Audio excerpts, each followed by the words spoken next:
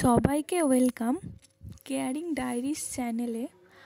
আজকের ভিডিওটা WBHRB nursing CBT পরীক্ষার সম্পূর্ণ প্রস্তুতির গাইড। শুধু যারা পড়াশোনা করছে তাদের জন্য নয়, যারা চাকরির সাথে পড়াশোনা করছে তাদের জন্য সমানভাবে প্রযোজ্য। শেষ পর্যন্ত দেখো, কারণ শেষে কিছু সিক্রেট টিপস থাকবে যেগুলো তোমার পরীক্ষার পারফরমেন্স অনেকটা বাড়িয়ে দেবে। সিবিটি মানে কম্পিউটার বেসড টেস্ট, মানে অনলাইনে এক্সাম হবে।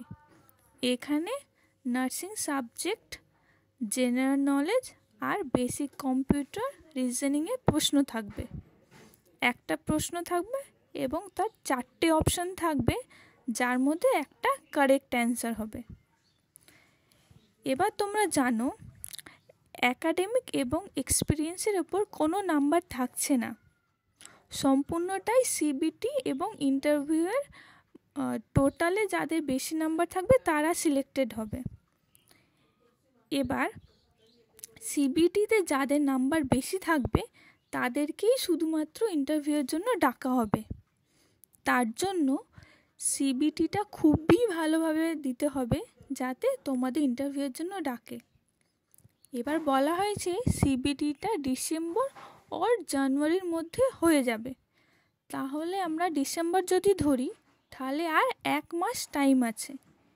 এই 1 মাস টাইমের পড়াশোনা বা যা প্রিপারেশন নেবে সেটাই তোমার সিবিটির রেজাল্টে রিফ্লেক্ট হবে। তাই এখন থেকে ইন্টারভিউয়ের জন্য বেশি চিন্তা করা উচিত না। ইন্টারভিউ তখনই ডাকবে যদি তুমি সিবিটিতে সিলেক্টেড হও। সিবিটি ভালো হবে তবে ইন্টারভিউয়ের জন্য ডাকবে। তাই এখন থেকে ইন্টারভিউ প্রিপারেশনের উপর বেশি ফোকাস না করে শুধুমাত্র সিবিটিটার ওপরই 100% ফোকাস করা উচিত। এবার বলি সিলেবাস। এখন অবধি health recruitment board officially syllabus publish করেনি, তবে ধারণা করা যায় নার্সিং সাবজেক্ট থাকবে, সেটাতেই ম্যাক্সিমাম নাম্বার থাকবে। এছাড়া জেনারেল নলেজ এবং বেসিক কম্পিউটার আর রিজনিংয়ের ওপর নাম্বার থাকবে। এবার নার্সিং সাবজেক্টের মধ্যে anatomy and physiology, fundamental of nursing, medical surgical nursing, obstetric and gynaecology, community health nursing, mental health nursing, child health nursing, এগুলো হচ্ছে মেজর সাবজেক্ট। এগুলোর ওপর বেশি কোশ্চেন আসার সম্ভাবনা থাকে। এছাড়া জেনারেল নলেজের মধ্যে কারেন্ট অ্যাফেয়ার, যেগুলোর মধ্যে হেলথ এবং গভর্নমেন্ট স্কিম, আর বেসিক কম্পিউটার রিজনিংয়ের লজিক্যাল রিজনিং, অ্যাপটিটিউড, এগুলো থাকে। এখানে বলে রাখি, জেনারেল নলেজ এবং বেসিক কম্পিউটার এবং রিজনিংয়ে বেশি সময় নষ্ট করো না। জিকে থেকে অনেক কোশ্চেন হয় এবং জিকেতে অনেকটা পড়ার চক্করে তোমাদের বাকি নার্সিং সাবজেক্টটা যেন পিছিয়ে না যায়। তার জন্য তোমরা দিনে 2 ঘন্টা টাইমের মধ্যে 1 ঘন্টা রিজনিংয়ে ফোকাস করবে এবং আর 1 ঘন্টা জেনারেল নলেজ, তার মধ্যেও হেলথ রিলেটেড যে নিউজগুলো থাকবে তার উপর ফোকাস করো। এবং দিনে 2 ঘন্টা বেশি একদমই রিজনিং, ম্যাথ বা যেগুলো জেনারেল নলেজের উপর সময় নষ্ট করা উচিত না। হাতে মাত্র 1 মাস টাইম আছে, সো টাইমটাকে ভালোভাবে ইউটিলাইজ করতে হবে। এবার প্রশ্নের ধরন এবং মার্কিং সিস্টেম। প্রতিটা প্রশ্নে 4টি অপশন থাকবে এবং একটি সঠিক হবে। ঠিক করলে 1 নম্বর, ভুল করলে 1/4 নেগেটিভ। 1/4 নেগেটিভ মানে 4টে ভুল কোশ্চেন করলে 1 নাম্বার বাদ যাবে। তুমি যত টোটাল নাম্বার পাবে তার থেকে যত নেগেটিভ করবে সেগুলো বাদ যাবে। ওয়েস্ট বেঙ্গলে যে এক্সামগুলো হয় সেখানে সাধারণত 1/4 নেগেটিভ মার্কিং থাকে, বাট সেন্ট্রালে 1/3 নেগেটিভ মার্কিংও থাকে। 1/3 মানে 3টে কোশ্চেন ভুল করলে 1 নাম্বার কাটবে। এবার তোমরা দেখে নেবে 1/4 নেগেটিভ মার্কিং আছে না 1/3 নেগেটিভ মার্কিং আছে। যারা প্রিপারেশন নিচ্ছ তারা কোশ্চেন দেখলে বুঝতে পারবে যে কোশ্চেন পেপারটা কেমন এসছে, ইজি এসছে, মডারেট এসছে না হার্ড এসছে। এবার যদি 1/4 নেগেটিভ মার্কিং থাকে তো সেক্ষেত্রে ট্রাই করবে যে বেশি কোশ্চেন অ্যাটেন্ড করার। এবার সেটা বুঝে করবে যে যদি দেখো কোশ্চেন পেপার হার্ড এসছে, না বুঝে যে কোশ্চেনটা কোনো দিনও পড়োনি সেক্ষেত্রে সেই কোশ্চেনটা অ্যাটেন্ড করার চেষ্টা করবে না। এবার বলি প্রস্তুতির স্ট্র্যাটেজি, কিভাবে প্রস্তুতি নেবে।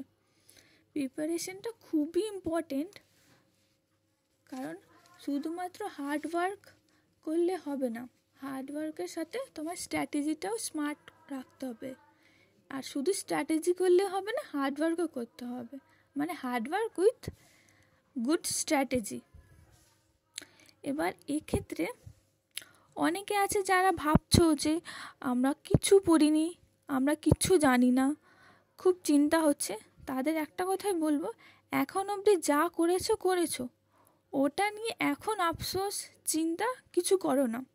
আজ থেকে পাস্টকে ভুলে যাও। এখন তোমাকে চিন্তা করতে হবে আপকামিং 1 মান্থে কীভাবে স্ট্র্যাটেজি করব এবং কীভাবে সরকারি চাকরি নেব। এবং যারা পড়ে আসছো তারা নিজেদের প্রিপারেশনটাকে আরও স্ট্রং করো এই 1 মাসের মধ্যে। অনেকে আছে যারা কোনো জব করছে না, তারা সারাদিন পাচ্ছ, সেই সারা দিনের আগে থেকে রাতের বেলা একটা রুটিন বানিয়ে নাও যে কালকে আমি এই সাবজেক্ট পড়ব, কালকে আমার দিনটা এভাবে যাবে। আর যখন সকালে ঘুম থেকে উঠছো তখন আগে দেখে নাও যে তুমি আজকে সারা দিনে কেমন রুটিন বানিয়েছো। কারণ অনেক সময় হয় যে তুমি যে টাইমটায় ভাবছো যে ঘুম থেকে উঠবে, হয়তো আগে বা পরে উঠে গেলে, তখন যেন চেঞ্জেস হলে তুমি সেটাকে মেনটেন বা হ্যান্ডেল করতে পারো। এবার প্রতিদিন নার্সিং সাবজেক্টের 2 থেকে 3টে মেজর সাবজেক্ট এবং টপিক রাখো, যেগুলো তোমরা থিওরিটা ভালো করে, ইম্পর্টেন্ট যে থিওরিগুলো সেগুলো পড়ে নাও এবং কনসেপ্ট ক্লিয়ার করে নাও। কারণ হচ্ছে যে থিওরি ক্লিয়ার না করে শুধু কোশ্চেন মুখস্থ করলে হবে না, থিওরিটাও জানা চাই। এবং মক টেস্ট দিতে হবে। আমাদের কোশ্চেনগুলো যেটা সিবিটি, সেগুলো হচ্ছে এমসিকিউ বেসড কোশ্চেন থাকবে। তাহলে শুধু থিওরি পড়লে হবে না, তার সাথে মক টেস্ট দিতে হবে। অনেক অ্যাপ আছে যেগুলোতে মক টেস্টের পাওয়া যায়, সেগুলো পারচেস করে নেবে। 2000-3000 যা লাগবে সেটা তোমরা দেখে নিও, যেটা তোমাদের সুবিধা হবে সেইখান থেকে এমসিকিউ প্র্যাকটিস করতে হবে। এছাড়াও টার্গেট হাই, পিআর ইয়াদাবে অনেক এমসিকিউ আছে, সেগুলো পড়তে হবে। এবার আমাদের টার্গেট রাখতে হবে দিনে 200টা এমসিকিউ করার, যে কোনো 2 বা 3টে সাবজেক্টের মেজর টপিকের থিওরি ক্লিয়ার করা। এবার যদি ধরো কোনো কোশ্চেন পড়লে, সেই কোশ্চেনের অপশানগুলোও দেখলে, এবার কোশ্চেনটা তোমার ভুল হয়ে গেল, তাহলে চেষ্টা করবে যে সেই কোশ্চেনটা রিলেটেড যে কনসেপ্টটা আছে ক্লিয়ার করে নেওয়ার। এবার সেই কনসেপ্টে ক্লিয়ার করার জন্য যদি তোমরা আগে থেকে পড়ে থাকো তাহলে বই থেকে পড়ে নেবে। যদি মনে না আমি বুঝতে অসুবিধা হচ্ছে তাহলে ইউটিউবে সেই কোশ্চেন রিলেটেড টপিকটা দেখবে। এবং ইউটিউবে যদি দেখো তাহলে অবশ্যই ভিডিওটা আগে থেকে ডাউনলোড করে তারপর দেখবে। নাহলে যেটা হয় যে আমরা একটা কোশ্চেন দেখতে গেলাম, সেটা তো দেখলাম বা হাফ দেখলাম, স্কিপ করলাম এবং অন্যান্য ভিডিওগুলো দেখতে থাকলাম। সেভাবে করলে হবে না। আমাদের নিজেদের ওপর এখন কন্ট্রোল রাখতে হবে এবং প্রিপারেশনটা ভালোভাবে নিতে হবে। যে টপিক পড়ছো সেই টপিকের ওপর একটা কনসাইজ শর্ট নোট তৈরি করে রাখবে। একদম ভালোভাবে প্রফেশনাল নোট বানানোর দরকার নেই, এখন হাতে একদমই টাইম নেই, বাট শর্ট নোট বানিয়ে রাখবে যাতে তোমরা নিজেরা বুঝতে পারো যে তোমরা কি লিখেছো। সেটা পরবর্তীকালে ইন্টারভিউতেও হেল্প করবে। এখন থেকে যেমন আগেই বলেছি, ইন্টারভিউতে এখন ফোকাস করার দরকার নেই। ইন্টারভিউয়ের জন্য 1 সপ্তাহ 2 সপ্তাহ হাতে এনাফ, কিন্তু শর্ট নোটটা এখন থেকে বানিয়ে রাখলে সেটা ফিউচার ইন্টারভিউতেও তোমাদের কাজে লাগবে।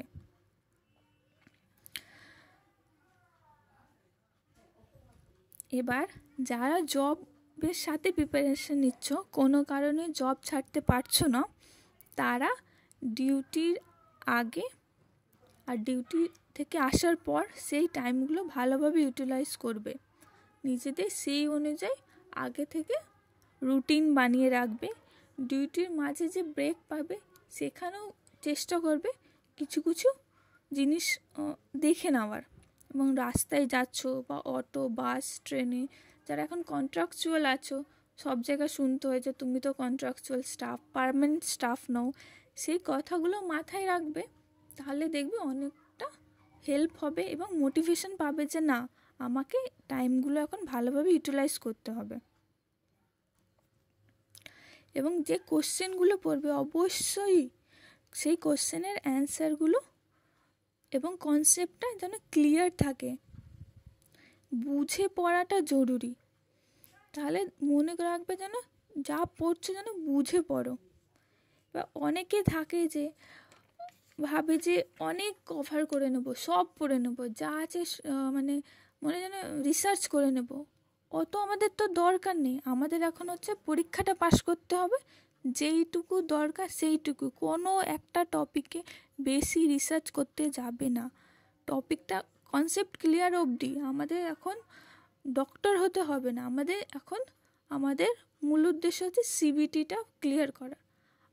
একবার যখন তুমি সরকারি চাকরি পেয়ে যাবে, নার্সিং অফিসার হয়ে যাবে, তারপর তোমাদের যে টপিকে যে সাবজেক্টে বেশি ইন্টারেস্ট সেই সাবজেক্টটা বেশি পড়ো, বাকিগুলো পড়ো না। কিন্তু এখন তোমাকে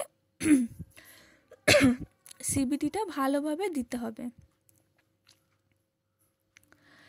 এবার অনেক সময় অনেক কিছু ভাবো যে অনেক পড়ে নেব, দিয়ে যখন পরীক্ষা হলে যাবে দেখবে সব কিছু কনফিউজ লাগছে।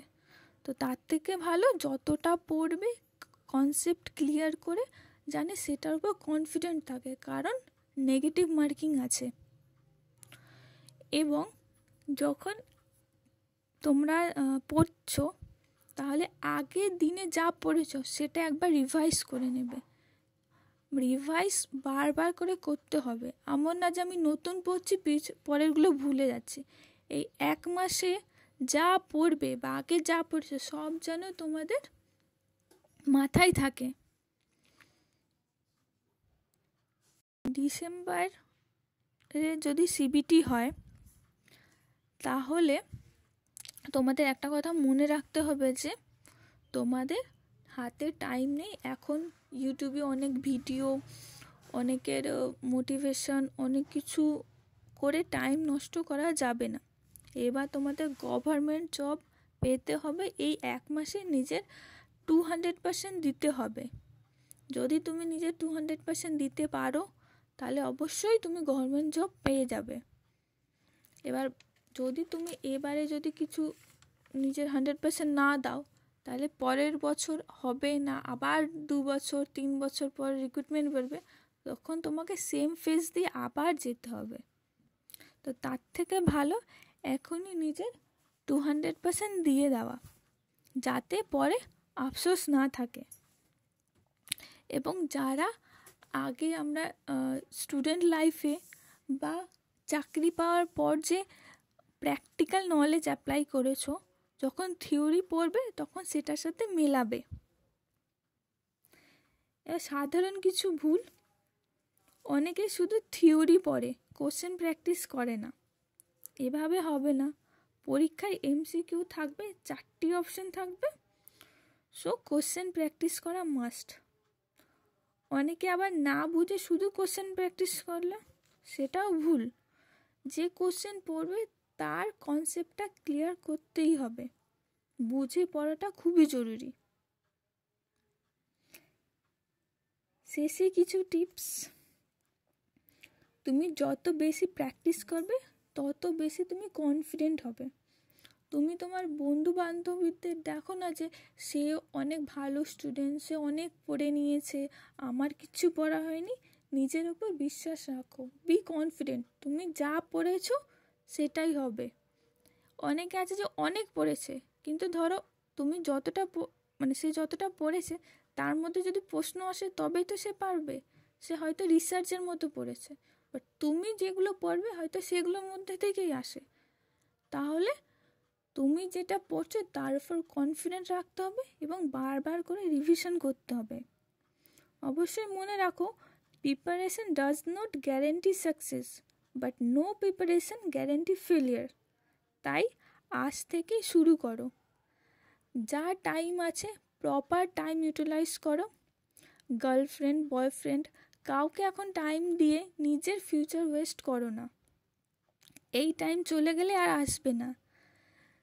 যে তোমাকে ভালোবাসবে সে অবশ্যই নিজেই বুঝবে, এবং গভর্নমেন্ট জব পেয়ে গেলে সেটা তোমার, তোমার প্রিয় মানুষ এবং তোমার পরিবার সকলের জন্য ভালো হবে। এই সুযোগ আর আসবে না। তুমি পারবে। WBHRB নেক্সট প্যানেলে তোমার নামই থাকবে। তুমি ভালো করে প্রিপারেশন নাও এবং যা করবে সেটা তোমারই রেসপন্সিবিলিটি। এখানেই ভিডিওটি শেষ করলাম। যদি কিছু কোয়েরি থাকে অবশ্যই কমেন্ট করো। Thank you for watching.